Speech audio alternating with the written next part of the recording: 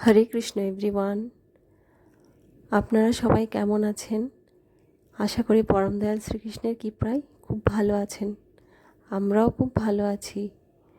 তো প্রতিদিনের ন্যায় আজকেও একটা সুন্দর ভিডিও নিয়ে আপনাদের কাছে চলে এসেছি।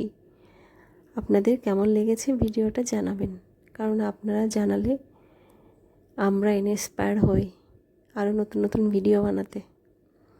তো যাই হোক, আজকে আমি যেই ভিডিওটা নিয়ে এসেছি ওটা হলো আমাদের বাড়িতে সত্যনারায়ণ ব্রত পুজো। সত্যনারায়ণ ব্রত পুজো প্রতি মাসেই হয়, কিন্তু অনেক সময় দেখা যায় কি বিভিন্ন প্রবলেমের কারণে হয়ে ওঠে না। তবে বিশেষ বিশেষ পূর্ণিমা তিথিগুলোতে সত্যনারায়ণ ব্রত করার চেষ্টা করি। তো সত্যনারায়ণ ব্রত পুজো অনেক সময় ঠাকুরমশাইকে ডেকেও করি, আবার নিজেরাও করি।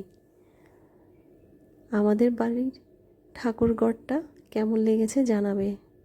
আমাদের বাড়িতে ঠাকুরঘরে মোটামুটি সব রকমের ঠাকুরই আছে, সব ঠাকুরই আছে। আসলে কি হয়েছে, প্রথম থেকে একটা একটা করে ঠাকুর রাখতে রাখতে এখন মোটামুটি অনেক ঠাকুরই আমার ঠাকুরঘরে আছে। আমাদের বাড়িতে 3টে গোপাল ঠাকুর আছে, 3টে শিবলিঙ্গ আছে, লোকনাথ বাবা আছে, গুরুদেবের ফটো আছে, গৌরনিতাই আছে। গৌরনিতাই এনেছি আমি মায়াপুর থেকে। মায়াপুরে একবার আমরা গিয়েছিলাম ঘুরতে, ওখান থেকে আমি মায়াপুরে গৌরনিতাই বিগ্রহগুলো কিনেছিলাম।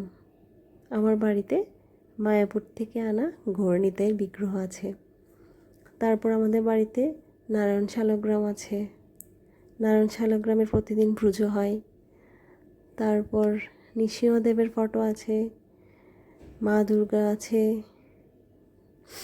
তারপর কার্তিক ঠাকুর আছে, গণেশ ঠাকুর আছে, মা লক্ষ্মী, মা সরস্বতী, লক্ষ্মীনারায়ণের বিগ্রহ আছে, বিপত্তারিণী মায়ের ফটো আছে, তারা মায়ের ফটো আছে, রাধাকৃষ্ণ আছে, তারপর ধনলক্ষ্মী আছে। মোটামুটি সব ঠাকুরই আছে। আসলে অনেক দিন থেকে রেখে রেখে এমন হয়ে গেছে এগুলো আর সরাতে ইচ্ছে করে না। জানি না ভুল করছি কি না কি ঠিক করছি, তবে ভালোবেসে চেষ্টা করি ভগবানের পুজো করার। তো এই পর্যন্ত সবাই খুব ভালো থেকো। আমি ভগবান শ্রীকৃষ্ণের কাছে